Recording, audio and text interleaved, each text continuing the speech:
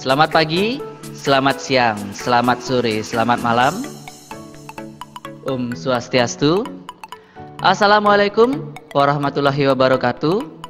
Salam sejahtera untuk kita semua. Salam, Om Nama Budaya, salam kebajikan. Hai anak-anak, kembali lagi bersama Pak Guru Dharma. Hari ini kita akan lanjut belajar lagi, namun seperti biasa. Sebelum belajar, yuk kita berdoa bersama agar apa yang kita pelajari pada hari ini bisa bermanfaat untuk diri kita sendiri dan juga untuk orang lain. Baik anak-anak, berdoa dimulai.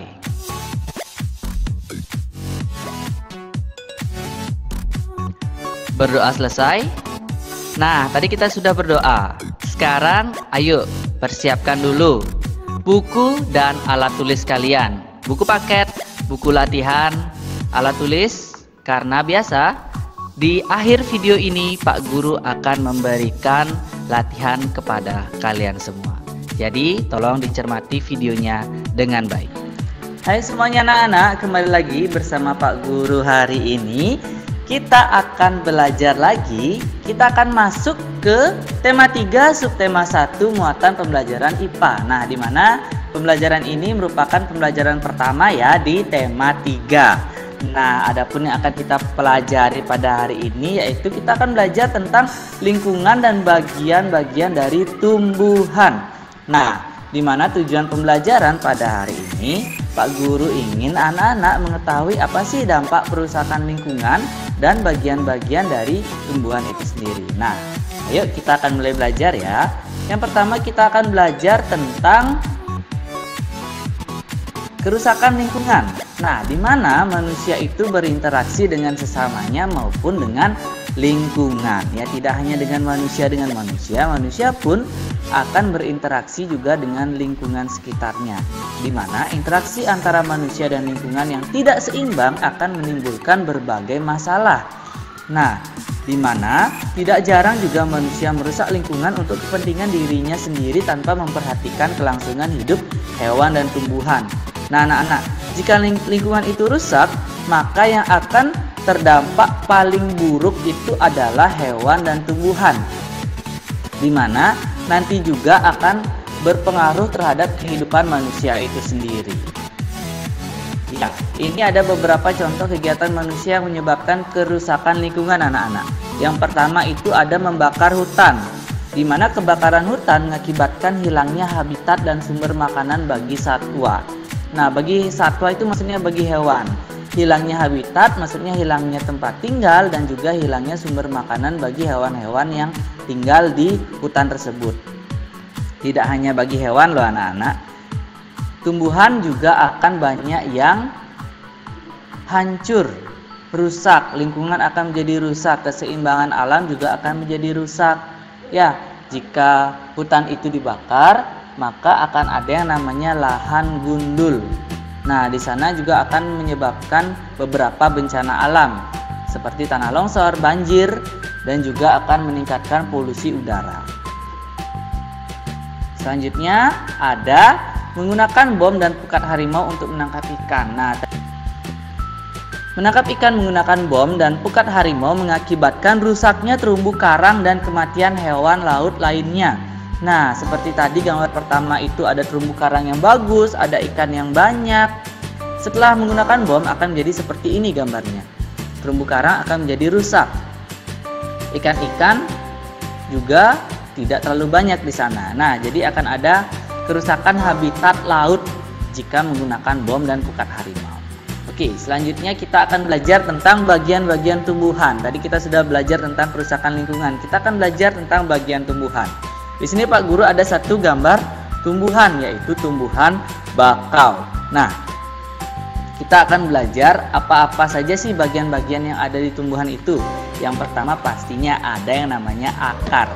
Nah, di mana akar itu merupakan bagian tumbuhan yang tertanam dalam tanah atau beberapa ada di atas permukaan tanah. Contohnya adalah akar bakau ini.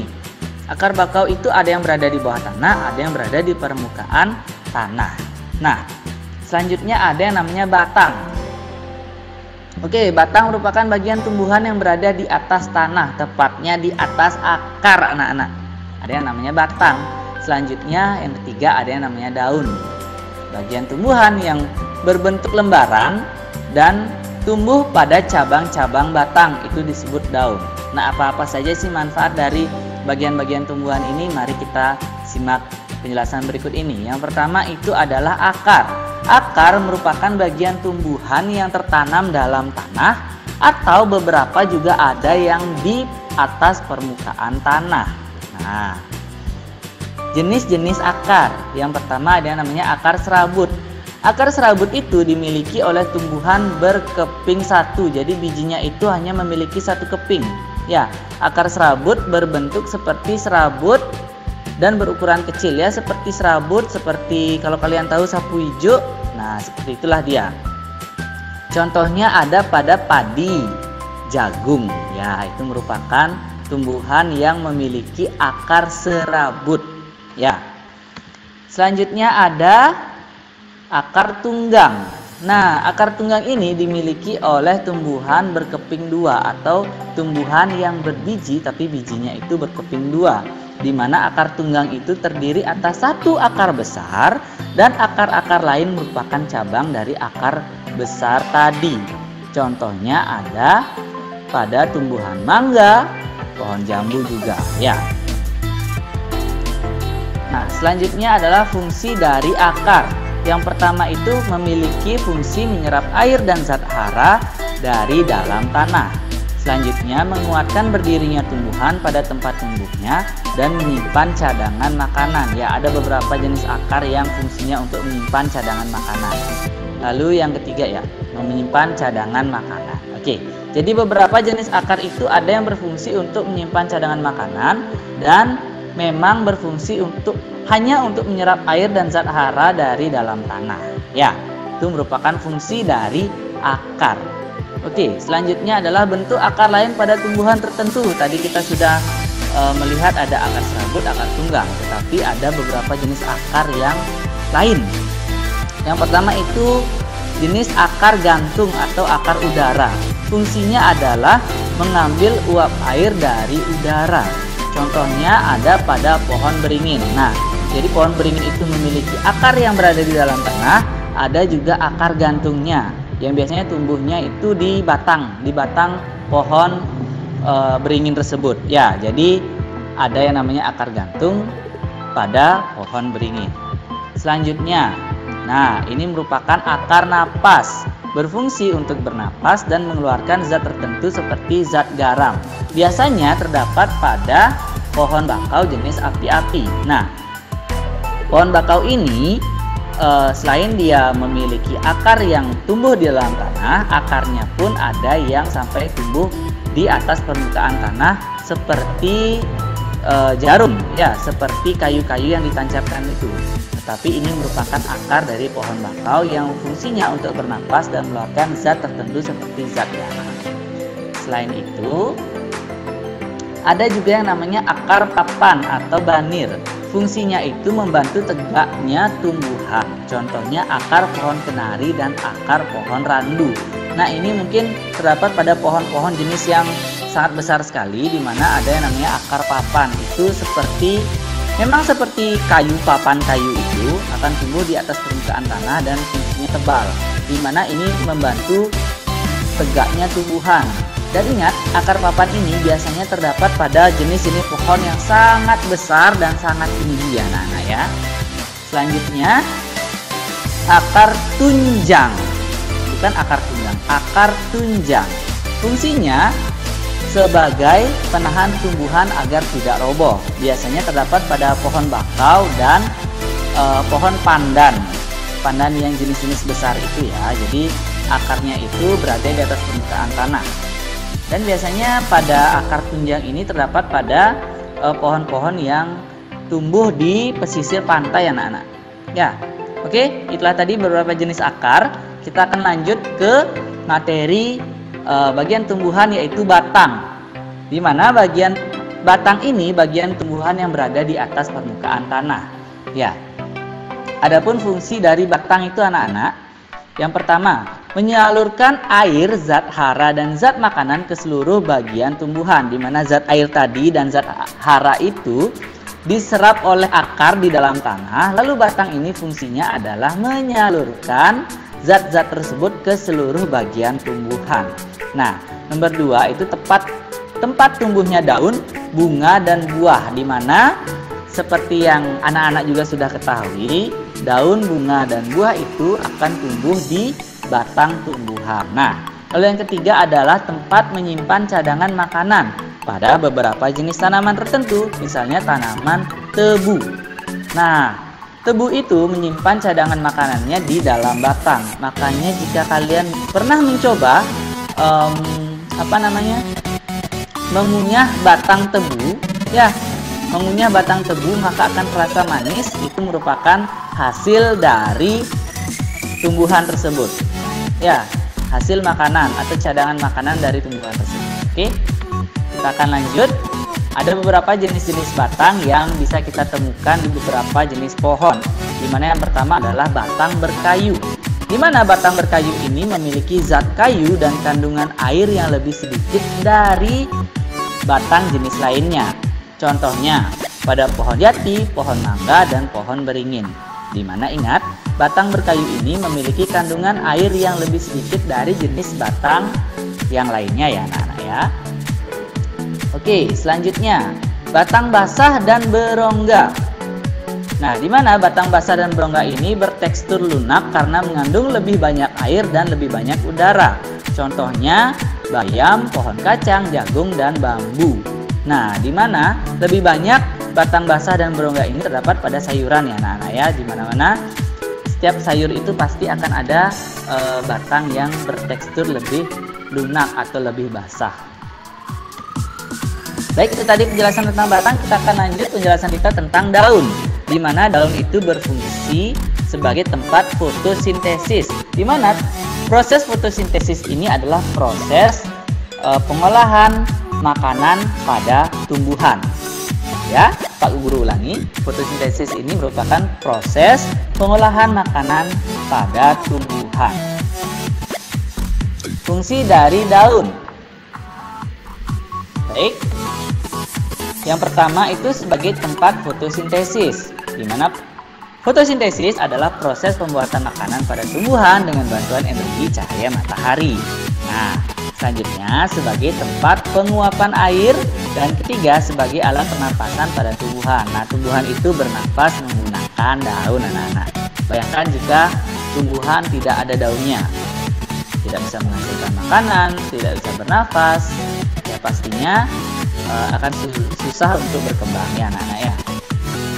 Selanjutnya daun dibedakan berdasarkan tulang daunnya. Nah, yang pertama adalah tulang daun jenis menyirip. Ini biasanya terdapat pada tumbuhan berbuah, anak-anak. Daun menyirip ini.